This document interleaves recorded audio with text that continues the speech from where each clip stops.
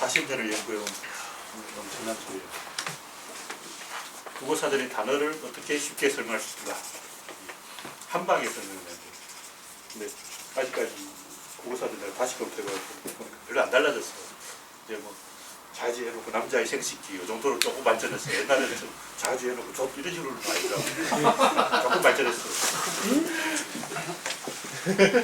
그런 잘못된 게 한 90년대까지 있었어. 또 좋은 사전은 괜찮고 국어대사전 이런 건 괜찮지. 좀 중고등학생용 학생용 사전이 좀 안 좋았어. 요즘 어떻게 되는지 모르지만 제가 한 90년대에 본 적이 있어. 서점에 가서 좀 달라졌나 하고 보니까 똑같더라고.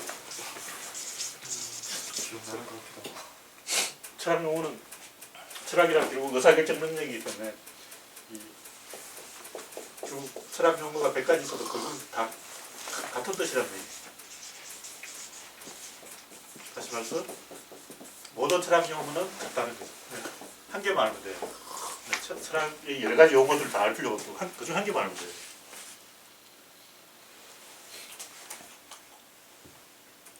세상 모든 것은 일로 되어 있다. 일은 사건이다. 사건은 도사결정이다. 이런 거 아니면 돼요. 같은 얘기고. 보니까 옛날 사람들이 철학기로 고민하는 게 몇 가지 패턴이 있어. 일단 이제 개인의 문제에 관심 있는 소승파, 그리고 집단의 문제에 관심 있는 대승파, 미학적인 문제에 관심 있는 분호파, 이건 내가 이런 것들을 지어주고, 또 어느 파가 있냐면 허무파가 있어요.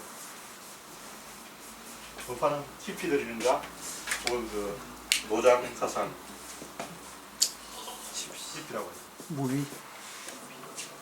그다음에 권위파가 있어요. 권력파. 이거는 뉴턴의 결정론 대충 이렇게 5가지로 이제 보입니다. 이게 길이자 힘 운동량으로 되는지는 아직 생각을 안 해봤어요. 이게 5가지가 있어요. 이 중에 제일 수준이 높은 것이 뭐라고? 나머지는 대접한 얘기야.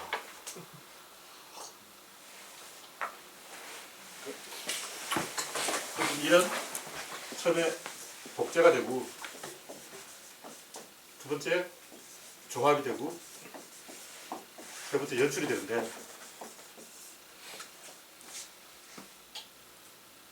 조합이 되려면 이제 혼자서는 안 되지. 숫자가 많아야 된다고. 그래서 대성 이런 이 대성 쪽으로 가는 게 마르크스주의도 어떻게 보면 대성 쪽이야. 좀 세력을 모아서 집단으로 뭔가 해보려는 사람들. 근데 이 연출을 하려면 감독이 정권을 가져야 돼요. 그래서 약간 이 권위주의 독재 쪽으로 간다고.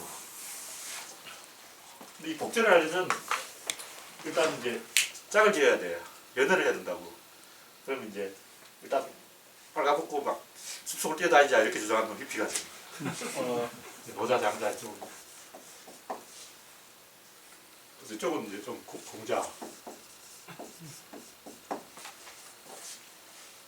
근데 이렇게 보면 왠지 노자가 수준이 높고 공자 수준이 좀 낮은 것 같지만 그거는 이제 보통 사람들의 편견이고 그건 다른 거라고. 이 얘기 좀 복잡해. 그렇게 간단한 게 아니야. 이게 좀 복잡한 문제라고. 그래서 하여간 그 문제는 이제 노자나 히피나 이런 이 자유주의 세력들이 계속 복제만 하고 이쪽으로 안 가. 조합과 연출로 안 간다고. 그래서 이쪽으로 계속 가야 된다는 것이 그 도로하고 계속 여기 머물러 있는 게 소성이나 대성파라고. 초성적인 자기 만족을 추구한 사람들은 뭐 복제를 하자면서 복제를 안 해. 우리는 복제를 할 거야 그러면서 뭐 히피들처럼 막 빨갛고 더운데 이렇게 장가를 안 갈 거야. 너희들은 히피 짓하고 막 노래 부르고 기타 치고 막 청바지 보고 연애하려고 한 거 아니냐고. 장가 가려고 한 거 아니야? 그럼 장가를 가야지. 근데 할아버지 될 때까지 계속 기타 치고 있어. 어쩌자는 거야. 이런 거 이렇게 넘어가야 되는데 안 넘어간다는 거지. 그래서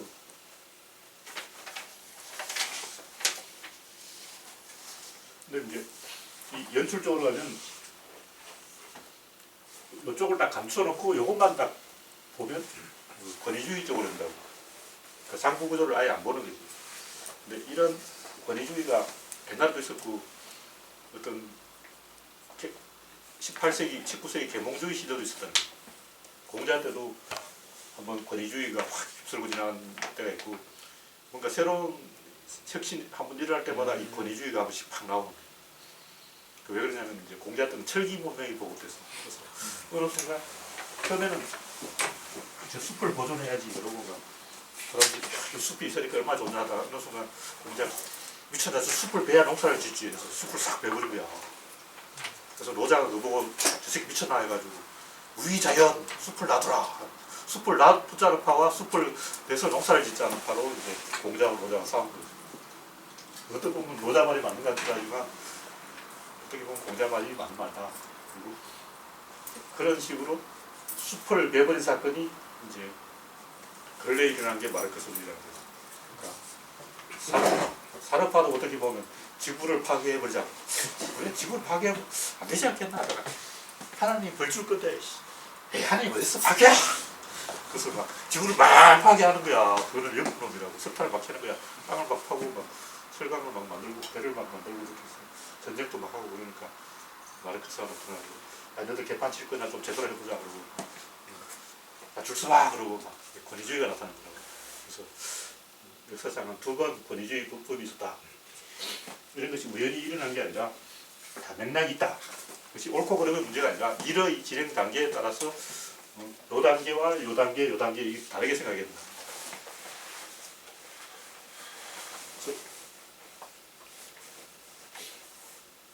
보통 보면 또 소성적인 판단이 먼저 나오는데 그것을 이 소성이라고 생각하면 안 되고 원래 처음 나오는 것은 개인의 문제에 천착되게 돼 있어. 그걸 발전시켜서 대성으로 끌고 가는 거지. 처음부터 어떤 석가를 소성이라고 부르는 것은 좀 잘못된 태도라는 거지. 그 시대는 그거밖에 없었잖아. 그러니까 세력이 커지니까 이제 대성적으로 바뀌는 거지. 세력이 작을 때는 소성일 수밖에 없다. 그리고 석가는 소성이다 이렇게 말하는 것은 잘못된 태도다. 근데 이제 소성에서 대성으로 발전하고 대성에서 돈으로 발전한다. 이건 미학적 스타일로 발전한다. 이게 뭐가 다르냐면 개인의 문제에서 집단의 문제로 가다가 지리자 힘무동량이 있는데 개인의 문제는 요 양과 운동 사이에서 노는 거라고. 근데 집단의 문제가 되면 여기까지 올라가야 돼요. 근데 여기서 이제 일원론과 이원론, 다원론으로 싸움이 나는데 이 둘을 한 큐에 이렇게 작동시켜서 하나의 사건의 연속선상에서 보는 게 이해할 것 같습니다. 그리고 개인의 소성적 관점이 히피하고 통하는 거라고. 처음에 히피들이 막 이렇게 나만 인생을 즐기면 돼 하고 막 그러다가 갑자기 이제 마르크스가 나타나서 혁명을 해야 돼 그런다고. 사회의 문제를, 집단의 문제를 해결하려는 거예요. 거기서 한 걸음 더 나가서 미학의 방법으로 도약을 해야 된다는 거죠. 이런 쪽으로 뭔가는 권위주의가 되어서 조직이 통제한다 그런 얘기고. 그래서 모든 이론은 소성에서 대성으로 여기서 끝난다는 거예요. 이건 조금 다른 분리야. 이거 불가하게.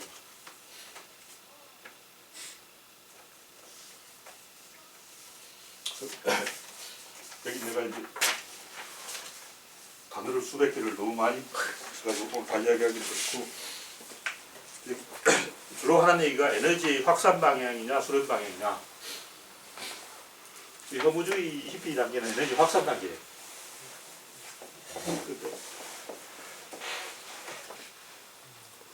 맨 처음에 어떤 일이 일어나려면 일을 할 수 있는 어떤 인자가 있어야 돼요. 자원이 있어야 된다. 그 사람은 강한 개인이어야 돼요. 바로 지금 어떤 중산층처럼 이거로는 혼자, 여기서 말로는 선비 이런 사람들이 내부의 그 어떤 역량을 갖추고 확산 방향으로 움직이는 사람들이라는 거예요. 이런 사람들이 주로 허무주의를 하고 자유주의를 하고 개판을 치려고 해요.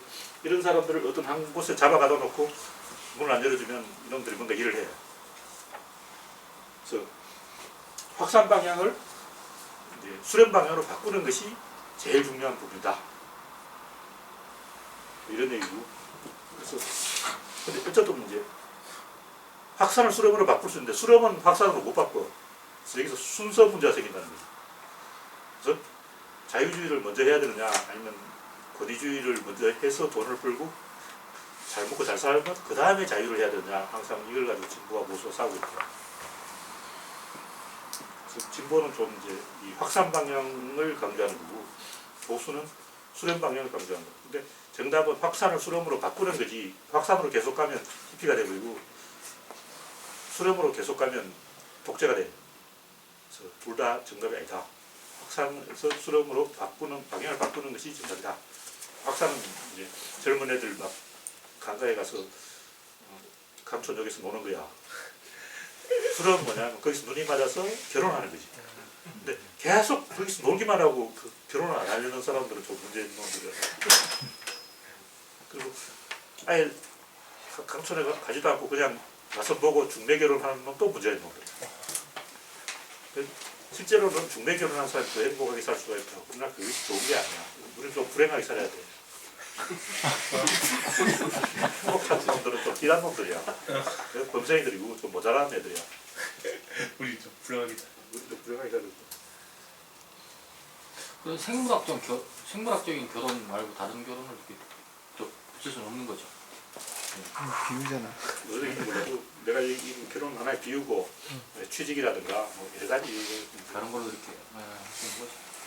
그래서 확산 방향에서 수렴 방향으로 바꾸는 것이 이 모든 이런 철학적인 논쟁의 어떤 핵심이라는 걸 얘기해요.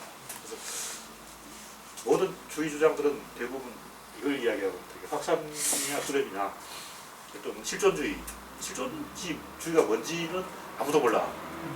그리고 실존주의 철학자로 분류된 사람도 서로 미워해가지고 저 새끼는 실존주의자 아니야 그러고 싸워가지고 서로 만나지도 않고 서로 틀어가고 깔피도 틀어져가지고 저 새끼야 무슨 실존주의자고 서로 막 죽을 때까지 안 봤다는 거야. 그러니까 실존이라는 주의라는 실체가 없는데 이 새끼는 확산 방향으로 움직이니까 실체가 없는 거라고. 수렴 방향으로 움직이는 애들은 실체가 있지. 근데 확산 방향으로 움직이는 사람들은 실체가 끝까지 원상하는 게 있을 수가 없다. 뭐 이런 얘기고. 그래서 이 존재는 일이고 사건이고 의사결정의 연결이라는 관점에서 본다면 확산이냐 수렴이냐 이걸로 거의 다 결정이 된다. 그래서 세상 모두는 전부 다 연결되어 있다. 이것이 진리고 연결되어 있기 때문에 그 연결을 잘 이어나가는 게 가치가 있다. 연결이 실패하지 않고 성공하는 게 의미가 있다. 그리고 연결을 쭉쭉쭉 연결의 관점에서 보는 것이 맥락이다. 그리고 연결된 전체를 보는 것이 개념이다. 연결된 어떤 대상을 관점자하고 연결시키면 그것은 관념이다. 뭐 관념은 또 다르게 해석될 수도 있는데 이데아라고 진리라고 말할 수도 있는데 여기서는 그렇다. 깨달음은 자연의 어떤 복제 능력이다. 철학은 의사결정 능력이다. 심리란 개념도 그런 연결된 전체 단위에서 의사결정을 해야 된다 이런 얘기고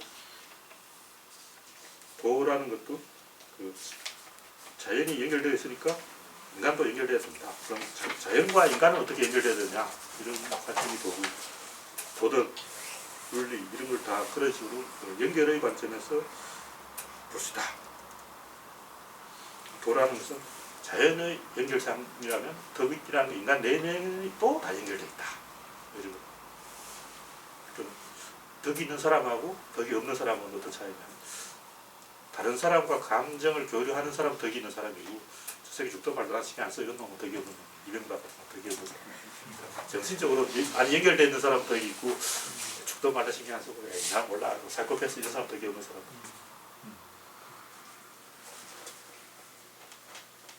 윤리도 자연 법칙에 맞는 어떤 인간의 행동 원리다.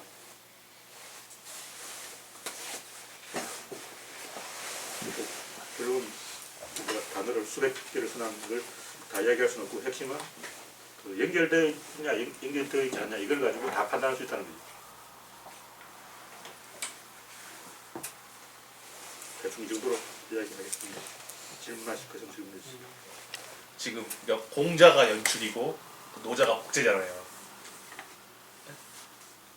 굳이 그렇게 말하면 안 되지. 아, 공자가 복제고 노자가 연출일 수도 있지. 여기는 내가 아까 그 지점을 설명하려다 그랬는데 우리가 보통 보면 공자가 좀 연출가처럼 보여요. 감독처럼. 근데 공자 사상을 우리가 좀 편협하게 해석하고 있는데 공자는 여기서 이렇게 다 해석하고 있는 거야. 근데 우리 요것만 다 공자 말씀 해석하고 있다. 우리 공자 말씀 잘못 알고 있다는 거지. 아니 그 제가 지금 이제 예를 들어서 복제랑 연출이라 보면은 복제는 어떻게 보면 컨텐츠고 연출은 플랫폼이잖아요. 그러니까 플랫폼 안에 컨텐츠가 있잖아요. 뭐 저도 지금 이게 좀 헷갈려가지고 공자를 플랫폼으로 봐야 되냐, 노자를 플랫폼으로 봐야 되냐. 근데 원래 공자는 이건데 여기까지 다인데 예. 지금 우리는 이걸로 설명하고 있고 노자는 문자도 다 해. 공자가 이걸 하는 것처럼 자기가 오해해놓고 아니, 나는 공자의 머리 위에 올라갈 거야 하고 지금 올라간 거야. 근데 공자는 이쪽으로 나가버리지 이쪽으로 안 갔기 때문에 이건 허당이라는 거지. 그래서 이 새끼를 안 쳐줘. 지워버려. 아, 공자는 노자의 사상이 구조론의 지뢰에 나가는 개념인데 문제는 지뢰에서 입자로 와야 되는데 나는 질을 할 거야 하고 질하기 위한 질은 가짜라는 거지. 그러니까 그런 입자로 식으로 와야 난 머리 위에 올라가기는 굉장히 쉽거든. 그러니까 구조론 질 입자 힘 운동량이 있는데 공자가 질에서 이렇게 쭉 내려가고 있으니까 나는 여기 가야지 하고 싹 올라가는 거예요. 근데 이쪽으로 가면 나가버리면 안 된다고. 이리로 와야 돼. 저 히피들이 좀 그런 수작이 있어가지고 나는 깨달음을 해서 질로 갈 거야 해놓고 밖으로 나가버려요. 그래서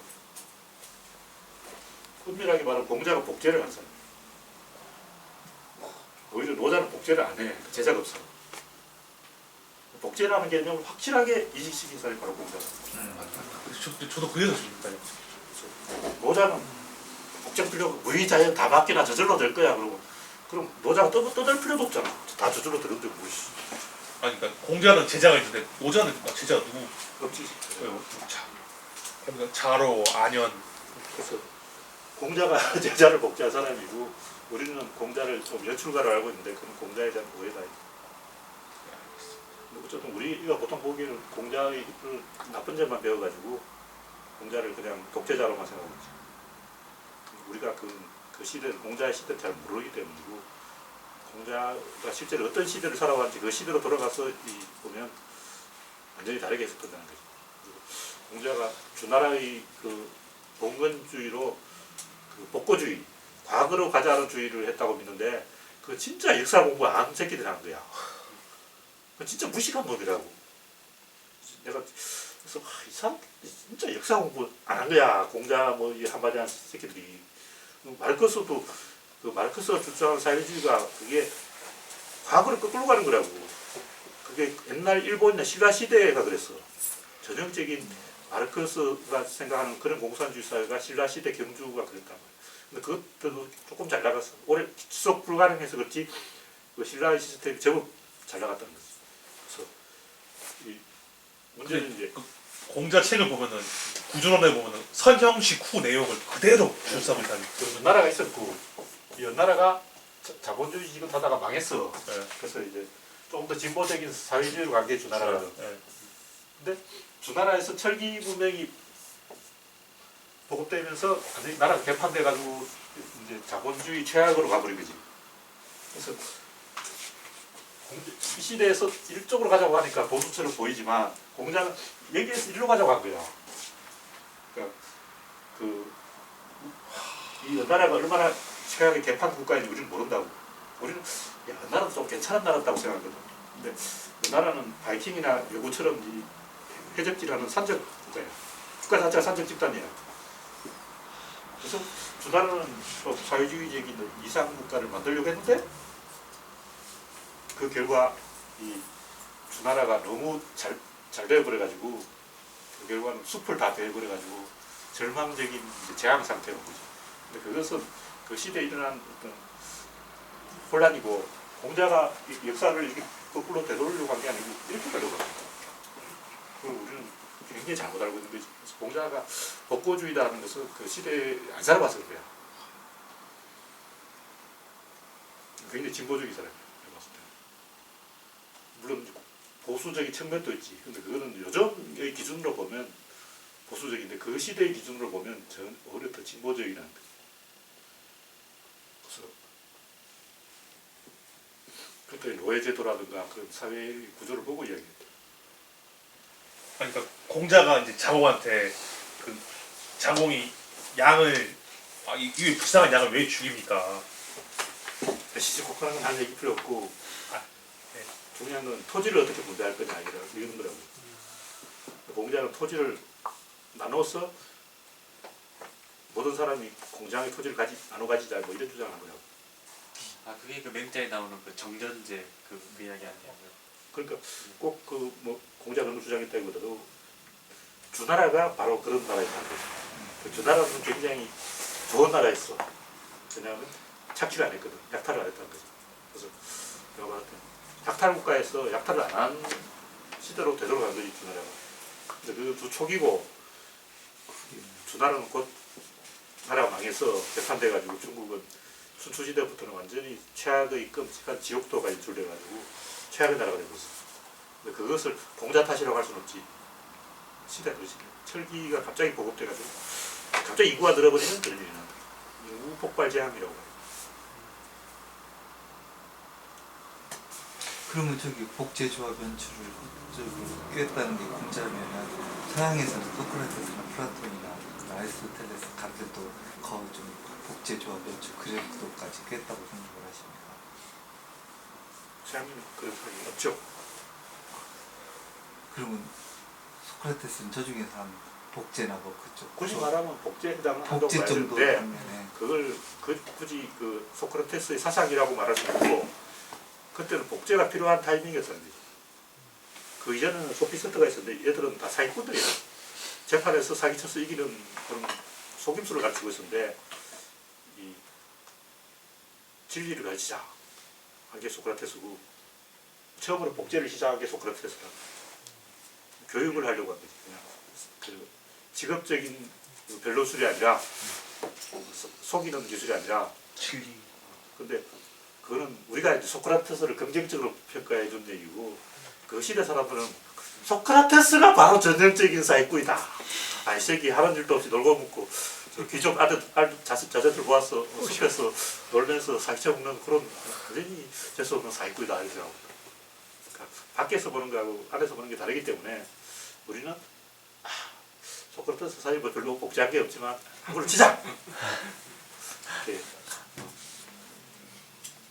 것이고 플라톤은 조금 조합이라고 볼 수 있고 그렇지 이상 아리스토텔레스는 연출이라고 볼 수 있어요. 연출이라는 것은 그 어떤 상황에 대입하는 거라고. 그러니까 조합은 이론을 만드는 것이고 이론은 연출은 구체적인 상황, 정치적, 경제적, 사회, 문화 다양한 그 상황에 대입해서 풀어먹이는 거예요. 그래서 아리스토텔레스가 연출을 가고 연출을 하다 보면 권력화돼요. 맹자도 약간 권력자예요. 맹자는 엄청난 인기가 있어서 황들도 이제 황금을 사들고 와서 막 형님 그러고 막 섬길 정도로 연출가 됐고 그리고 법가라든가 이런 것도 좀 연출 쪽이고 공자는 복제적으로 가야죠. 시스템을 만들고 토대를 만들고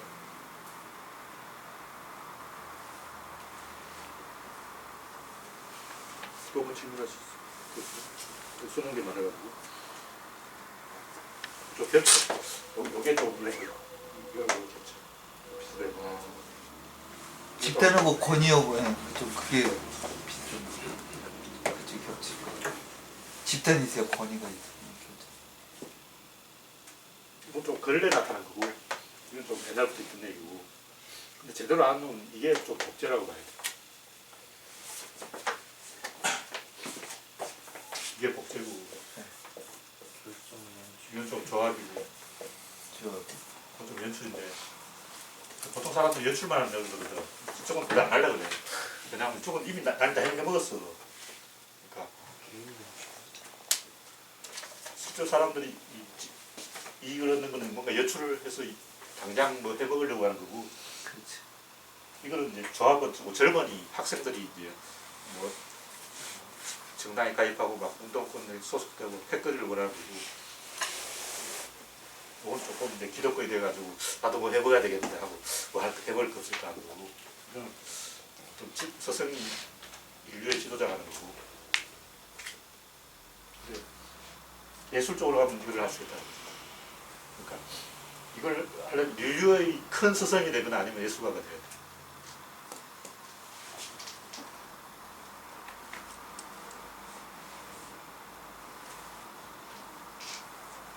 그것도 복제에 해당하는데 이게 또 문제 제대로 복제를 안 해 이놈들은. 복제를 하자 그러면서 복제를 안 하는 게 이놈들. 의무주의는. 실존주의도 조금 이쪽에 의무주의에 속하고 노자부터 시작해서 굉장히 많은 사상들이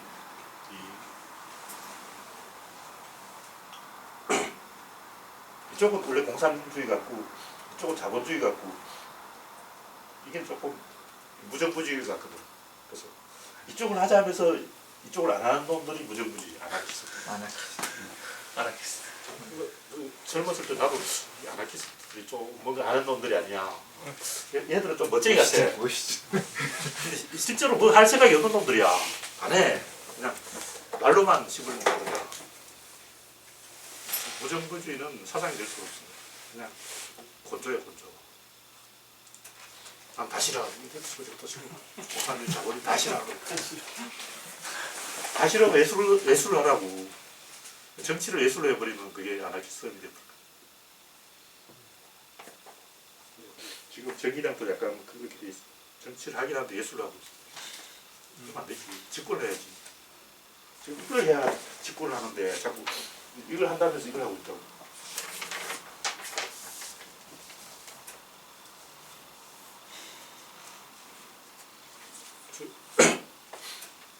파시즘이 뭐냐 생각해보니까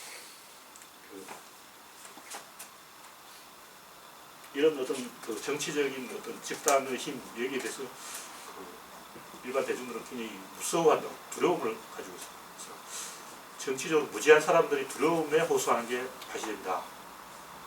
그 반대로 자기가 되게 똑똑하다고 생각해서 약간 잘났기 때문에 두려움이 없어 이런 사람이 좀 자유주의 세력이다. 그래서 주로 중산층이나 지식인이나 똑똑한 사람은 자기가 잘났다고 생각하기 때문에 자유주의고 일하는 아줌마들은 두려움에 가득 차 있기 때문에 내 딸이 위안부라도 뭐 해야 일본하고 지금 그래서 그게 세상이 무서운 사람들이야. 그러니까 세상이 무섭다는 사람들이 권력을 잡으면 무서운 사람이야.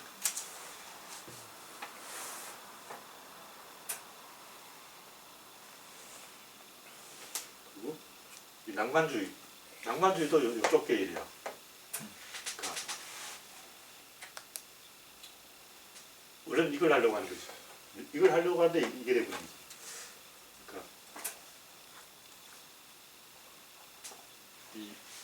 이쪽은 어떤 고도의 합리적인 시스템, 질서에 의해서 그 가치를 창출하는 게 고전주의고 그냥 이 소통의 밀도를 높이다 보면 밀당을 열심히 하다 보면 뭐가 된다는 게 낭만주의라고.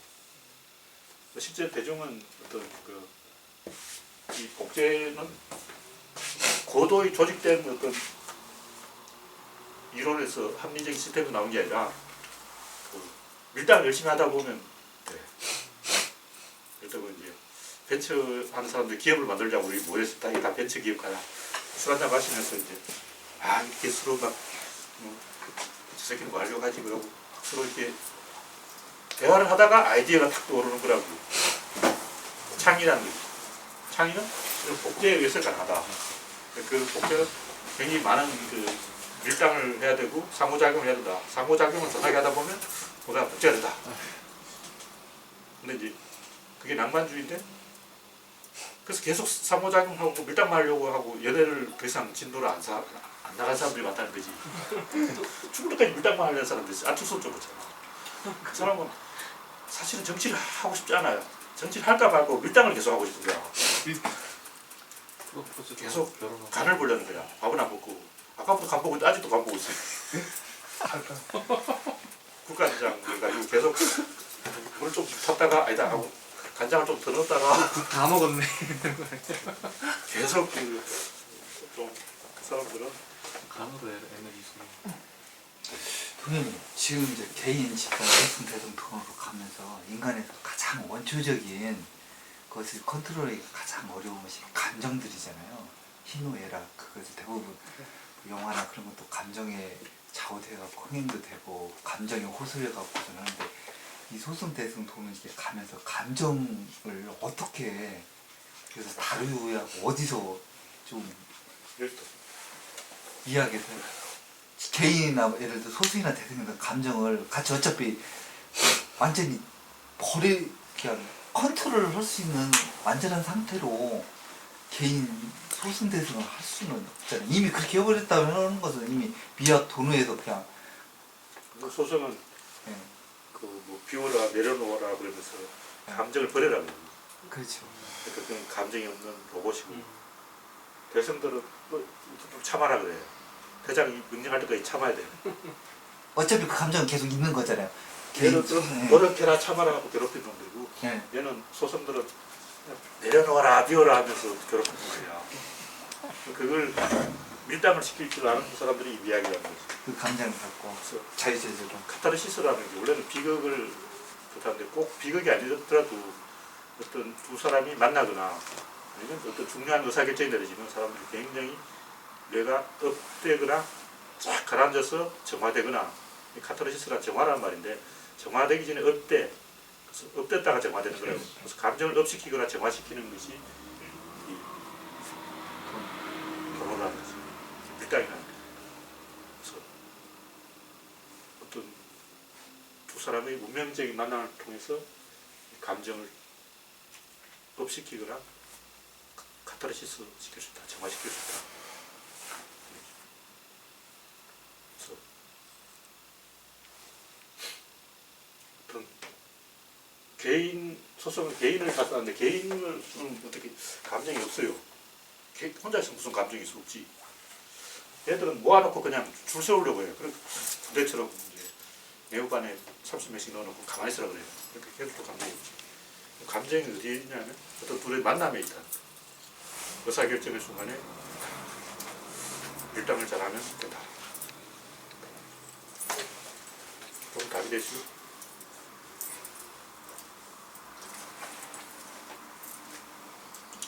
그 해당 그 사건 안에서 그걸 끌어내는 게 아니라 다른 쪽에서 뭔가 다르게 발현을 시켜야 되는 게 아닌가라는 생각이 들거든요.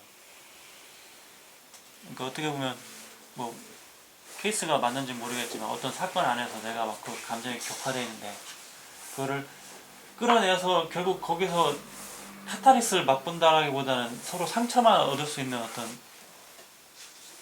그걸 이제 그런 상부구조가 없기 때문에 예. 그래서 미학이 필요한 거예요. 일의 순서를 알고 하면 상부구조로부터 시작하면 전혀 문제가 없어요.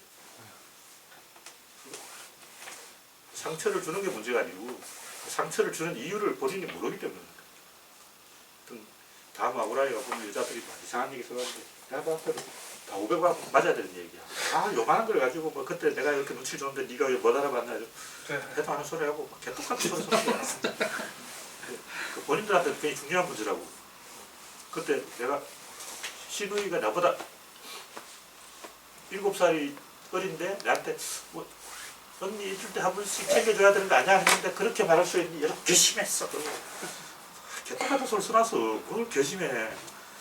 보기 싫으면 이혼을 하든지 의사결정을 하면 될 거 아니야. 근데 내가 봤을 때는 그 시누이가 말을 잘못한 게 문제가 아니고 굳이 그 상황을 자기한테 불리하게 해석하려고 하는 그 의도가 문제인 거예요.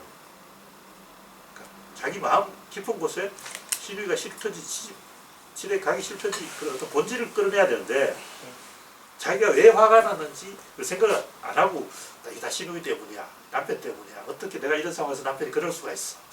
어떻게 내가 이런 상황인데 내가 뭐 아파서 병원에 가고 어떻게 했는데 시아버지가 너희들은 전화도 한 통 안 하냐 했다고 어떻게 그런 말을 할 수가 있니? 그러고 막 개떡같 말도 안 되는 소리를 쓰는 거야. 근데 내가 봤을 때는 시아버지가 며느리한테 너는 어떻게 한 달이 가도 전화를 한 통 안 할 수 있냐 이렇게 말하는 것은 일부러 이제 분위기 띄우려고 하는 얘기야. 며느리를 부딪히려고 한 게 아니라 며느리 전화를 기다리다가 자기가 먼저 전화를 거는 게 어색해서 한 얘기라고. 근데 며느리는 그걸 가지고 또 다음하고 그래 어떻게 시아버지가 내가 지금 다쳐서 병원 갔다는 걸 그렇게 얘기했는데도 어떻게 그럴 수가 있냐고. 내가 봤을 때 그 사람들은 어떤 그 오히려 그 서로 감정의 교류를 안 해서 문제라는 거지. 그럼 미학적으로 완성도가 높은 영화 같은 경우는 싶었다가 웃겼다가 그런 것을 다섯 가지 감정을 제대로 대비시켜서 척척척척 다 모든 것을 보여주는 것이 아니면 하나의 부분을만 쫙 빼는 그런 것이 더 미학적으로 완성된 영화라고. 감정을 건드리지만 끌어내지 않는 게 울지게 하지 않는 게 제대로 된 감독을 얻어오죠. 그거 운 놈들은 다 500번 맞아야 돼. 이발리아 보고 다 울었다 그러는데 울면 안 돼요. 물론 히말라야 작가가 감독은 은근히 감독이니까 울으면 되는데 물론 그 히말라야 감독은 그 울으라고 했을 거예요. 근데 진짜 예술가라면 울음을 삼키라고 그렇게 한 거예요. 히말라야 감독이 진짜 훌륭한 감독이 치고 사실은 그렇지 않겠지만 눈물이 날 것 같지만 안 나야 돼요. 그래서 제대로 된 영화의 주인공이라면 엄청나게 감정적인 장면에서 막 울고불고 그렇게 하는 게 아니라 그랬나? 그랬어? 그랬지? 웃으면서 가는 거야. 그리고 뒷모습을 보여줘야 돼. 그게 명감독이라는 거야. 하는 거는 쓰레기 같은 거야. 대부분 지금 스타워즈 같은 그에서는 분노를 좀 많이 다루잖아요. 아, 이제 그래요? 어린이에 맞춘 영화고 진짜 예술 영화라면 감정을 끌어낼 때 그것을 터뜨리지 않아. 그게 예술이지. 그게 좀 어려워. 뭉클한 데서 거기서 더 나가면 안 된다. 울어버리면 안 돼. 눈물이 여기까지 오다가 안 나와야 돼. 그냥 그게 관객을 지식인으로 대접해 주는 겁니다. 그 관객들이 진짜 천재고 엘리트고 지식인이고 다 그 박사 출신이라면 그 상황에서 안 울려고 할 거 아니야. 울으면 여기까지 나와도 안 울 거라고. 그리고 관객을 울려버리면 관객을 초등학생 취급하는 거지. 초등학생 울 거 아니야.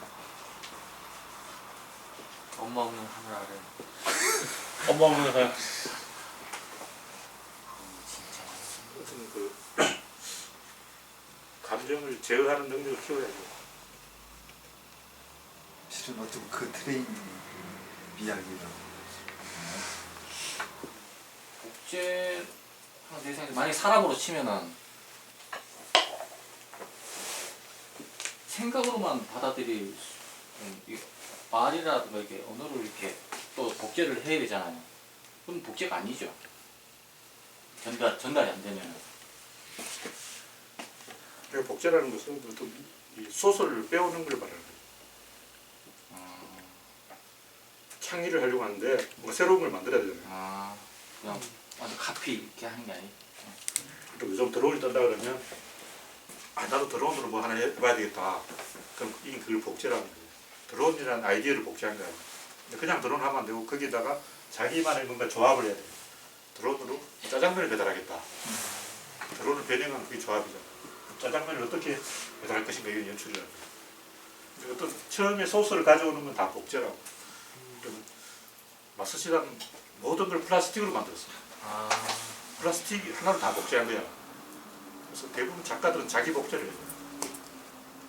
모차르트나 뭐 베토벤이나 정말 뛰어난 섹스피어나 뛰어난 작가도 뭐 다 자기 글을 뺏기고 있어.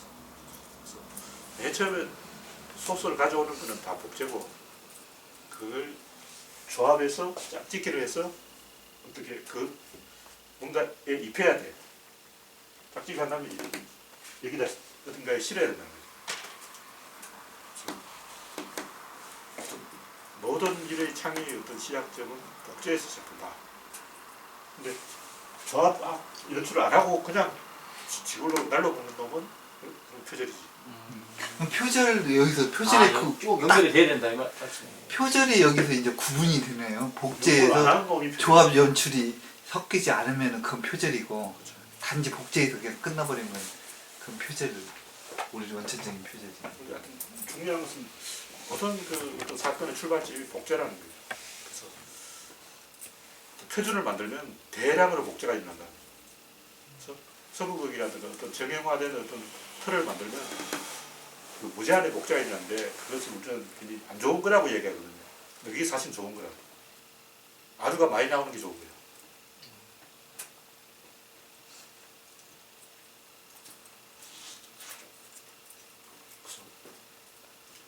스필버그라든가 뭐 훌륭한 감독들도 보면 다 그 옛날 명감독을 다 뺏겨먹고 다 복제해요.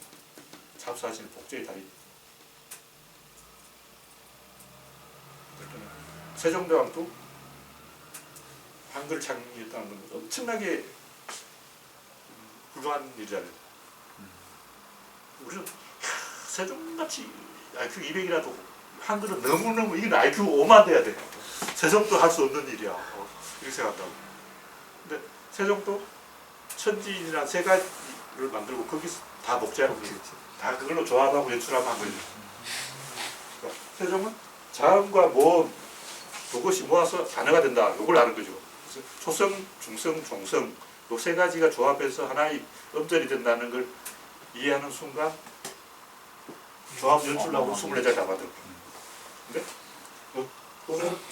자음, 모음, 초성, 중성, 종성은 어디서 왔냐면 천지인에서 왔다는 거예요. 그래서 천지인을 복제해서 세 가지 소설을 만들고 이걸 조합해서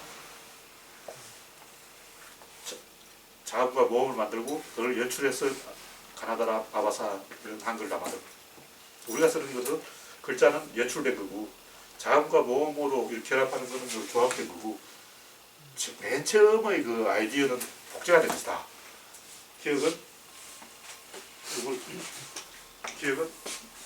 입 모양을 복제한 거예요. 입이 이렇게 돼 있는데 여기 소리가 나는 거예요. 그래서 여기서 소리 뒤에 나. 그래서 여기를 표현하려고 이렇게 한 거죠. 목구멍. 얘는 여기 이빨이 있는데 이빨에서 이렇게 소리 나고 이걸 이렇게 표현하는 거죠. 디귿은 입천장에 붙어서 내고 디귿이고 니은은 혀가 이렇게 나왔으면 디귿이고 니은 또 혀라고 봐야 돼요. 이렇게 다 복제를 했다고. 미음은 입 모양이야. 시였으면 이빨이고. 그러니까 세종대왕은 거의 복제의 달인이잖아. 새끼 도둑놈이야. 그냥 그거 다 뺏겨버릴 거야. 표절을 막는 그 표절을 대부분 사람들 하나에도 못해요. 그러니까 이제 구조론도 그 자연의 법칙을 복제한 것이 내가 만들어낸 게 아니라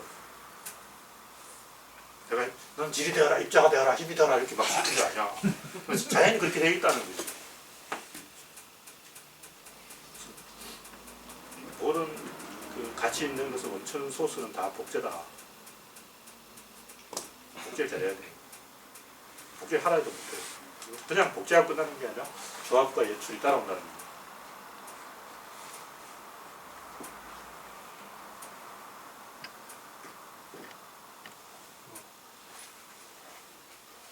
하여튼 뭐 배태현님은 잘 알 거예요. 짜장면을 기하급수로 뽑으면 이게 복제하냐. 원래 한 개야. 근데 이렇게 하면 막 청가닥이 돼. 그게 복제란 말이야. 거기에다가 이제 양파하고 뭐 막넣어 그런 조합이야. 그 위에다가 이제 장식을 딱 해서 딱 내놓으면 연출이야. 그래서 담으면 그래서 담고 그걸 계속 반복하면 이제 그 과정이 계속 반복. 그렇죠.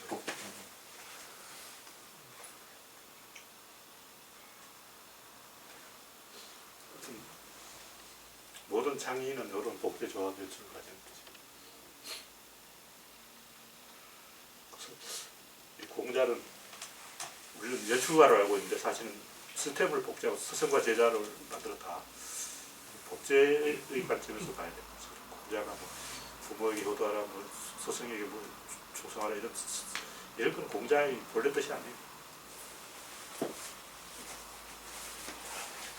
지식인들을 모아서 세력을 만들어서 파워를 만드는 게 공자의 진짜 가치다.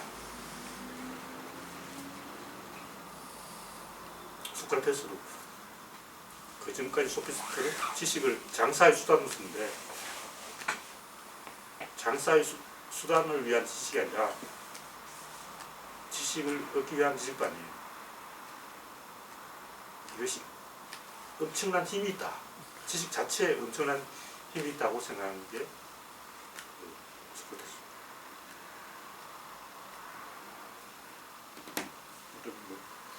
그러니까 좋은 게 있다면 금덩어리가 있다.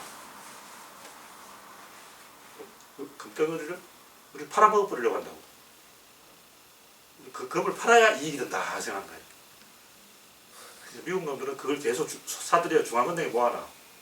그럼 달러 가치가 올라가는 거지. 금을 안 파니까 이익이다 하는 게 이게 소크라테스가 하는 거야. 좀 생각하는 게 다르다는 거죠. 지식이라는 황금이 있다. 근데 소피스토도 이 지식이라는 황금을 팔아서 남 줘버리려고 하는 거예요. 예. 근데 미국은 중앙은행에 계속 금을 사들여요. 그래서 미국 중앙은행이 제일 많은 금을 가지고 있다. 그러면 달러의 가치가 올라가서 달러만 찍어내도 돈을 번다. 지식을 안 파니까 오히려 더 가치가 있네. 이거 엄청난 발상이죠. 그래서 소크라테스가 그래서 위대하다. 소피스토트라고 지식을 대하는 근본적인 태도가 다르다. 지식을 팔아보는 게 아니다. 지식은 내가 챙기지 왜 남한테 줘버리냐. 그래서 지식을 계속 모아놓고 있으면 내가 불끈 끓여갖고 하나도 안 팔면 신종이 생긴다. 완전히 관점을 발견한다. 지식을 계속 모아놓는 게 복제라는 거예요.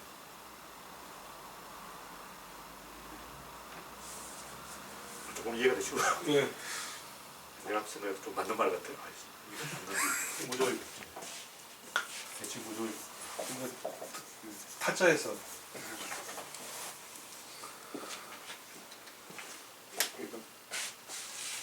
모든 천지인 그러니까 하늘의 성과 인간의 교를 연결하는 게 도다. 이 하나의 패턴을 가지고 다 해먹는다고. 그걸 이제 해결의 변정법, 정반합 뭐 이렇게 할 수도 있고 성과 악 이런 대칭과 대칭을 움직이는 축. 보통 영화에서는 성과학이 대립하고 있는데 구경하던 주민들이 갑자기 나중에 막판에 이제 우리 편이 돼. 그게 이제 축 역할을 하는 거고 그런 기본 구조를 복제하는 거죠.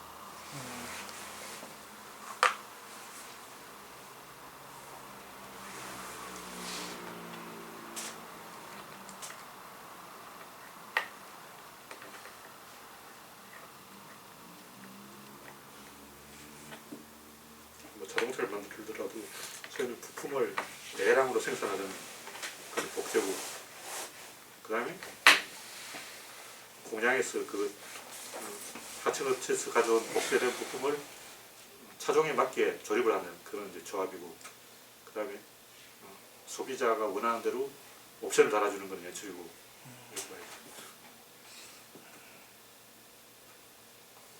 이 버전 인생도 그렇게 보면 초반에는 복제를 해. 학생이니까 지식을 복제한다. 중반에는 조합을 하는데 이게 결혼을 하는 거야. 취직. 그 다음에 연출은 이제 자기가 나중에는 감독이 돼가지고 뭔가 자기 작품을 만들어야 돼. 그래서 다 자영업자가 되려고 하고 있어. 연출을 하고 싶으니까 자영업자가 되려는 거야. 다 회사 사표 내고 나도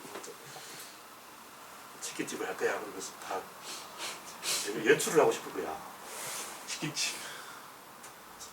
연예인도 돈 벌면 영화 감독이 되려고 자기 스타일을 연출하고 싶은 거야. 정호섭이도 지금 제작 오늘 게시판에 동료님이 그 인생이 꼭 자기장을 따라간다는 표현을 하셨는데 그게 어떤 의미입니까? 뭐 그림대로 아니고 잘 이해가 안 돼가지고. 별건 아니고 북극은 없다는 거지. 북극이 없잖아. 아니, 북극은 북쪽이 없잖아. 지구가 이렇게 있는데 여기가 북극이란 말이야. 북극이 왔다면 더 이상 갈 데가 없잖아요.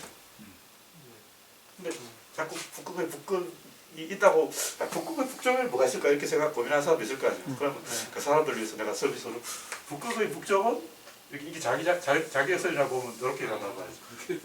여기가 북극의 북쪽이다. 근데 여기도 하나의 점이야. 여기도 점이니까 여기 와서 다 온 거야. 근데 이렇게 계속 가면 여기에 도달한다는 거야. 그래서 자기의 선이 이렇게 만나기 때문에 이렇게 된다고 치면 하나의 점에서 끝나고 더 이상 질문하면 안 된다. 이게 점이기 때문에 점 속에 뭐 있냐 자꾸 물어보면 안 돼. 점은 더 이상 없어. 그래서 이 얘기는 뭐냐면 우리가 인생을 산다는 것이 자기의 선을 악기라고 생각하고 연주를 한다고 치면 이게 이제 시간이라고 해요. 그 시간이 이렇게 악기를 탁 치면 이게 진동을 할 거 아니에요. 그럼 여기서 인생의 이런 파란만장한 스토리가 팍 튀어나온단 말이죠. 근데 여기 밖에서 보면 여기 한번 이렇게 띵 하는 게 백억년이라고 치자고. 밖에서 보면 그냥 저 안에서는 백억년도 이쪽에서 보면 0.1초라는 거지.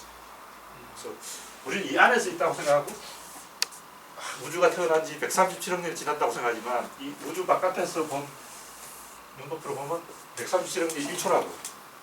그런 과정에서 보면 우리는 지금 2016년이지만 여기서 딱 보면 2016년, 17년, 18년 다 보이는 거야. 지금 우주 멸망까지 다 보여. 그러니까 외부에서 본 관점으로 보면 500억 년 후에 우주 멸망까지 다 있어. 다 보여. 여기 꼭 딱 보여. 이런 관점, 그럼 여기하고 여기 시간이 다르다는 거지. 현재 우리가 갖고 있는 시간관념을 들이대면 안 된다는 거죠. 그래서 이 얘기 왜 하냐면 이 이야기 결 끝을 내야 될 거 아니야. 근데 영화가 딱 끝났는데 그 뒤에 어떻게 됐습니까? 작가 자꾸 물으면 작가는 그다음에 몰라간다고. 진짜 드디어 그래서 자꾸 그 뒤에 어떻게 되냐. 그다음 묻지를 말자는 거지. 그래서 우리는 요 안에 있어요. 우리는 요 자기력선이 악기의 현이라고 치고 자기력선의 진동이 시간이라고 치면 안에서 이렇게 2016년, 17년, 18년 가고 있다고. 우주의 바깥에서 보면 다 동시에 존재하는 거야.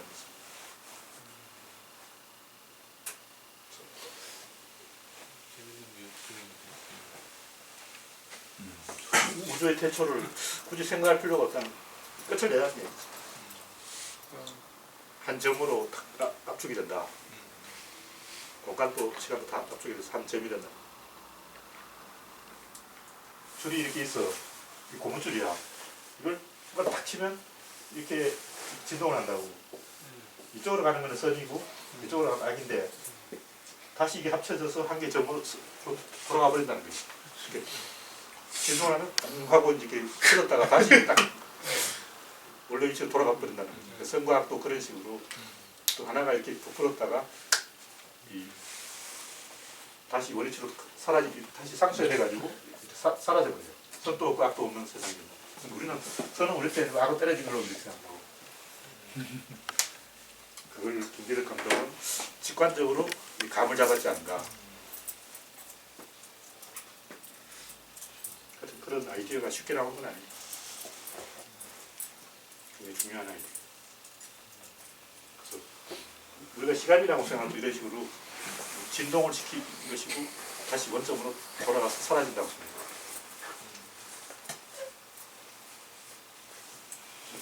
미래로 계속 간다는 거 생각하면 안 돼요. 미래 같은 건 없어.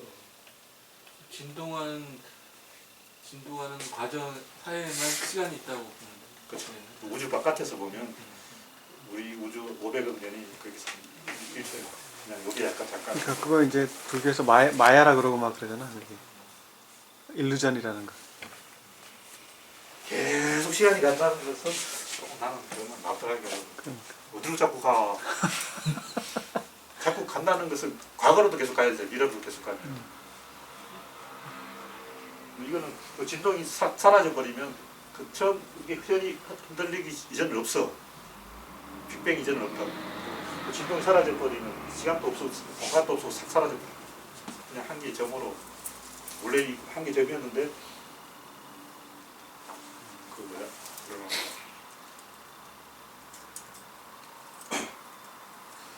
모자이크에서 말하는 소멸과 상발생에 의해서 이렇게 플러스 마이너스 나누어졌다가 다시 이렇게 합체가 돼서 사라져야 되는데 조금 남아있는 게 이 우주라고 해요.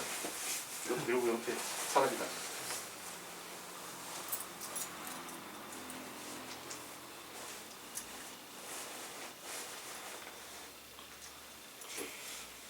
그럼 이 바깥에서 이거 친 놈 누구냐고 또 물으면 안 돼. 그거는. 아 진짜 그렇게 질문한 손 쏴버려야 돼. 우리하고는 다른 차원이라고 해야 돼. 그러니까 우리 그 세계 질량이 있는 세계고 그건 질량 이전의 다른 세계이기 때문에 시간과 공간 다 질량이 있어야만 성립하는 세계이기 때문에 그건 논할 필요가 없다. 하나님까지는 이해를 하는데 하나님 아버지까지 질문하면 안 돼. 거기에 대해서 명확하게 한계를 정하자고. 며칠 전에 무슨 신문이 뉴스를 봤는데 어떤 과학자가 발표를 했다는데 보셨는지 모르겠는데 우주가 여러 개 있다던데요. 우주가 여러 개 있는데 여기서 사람이 죽으면은 20와트인가 전기가 나오는데 그러니까 개불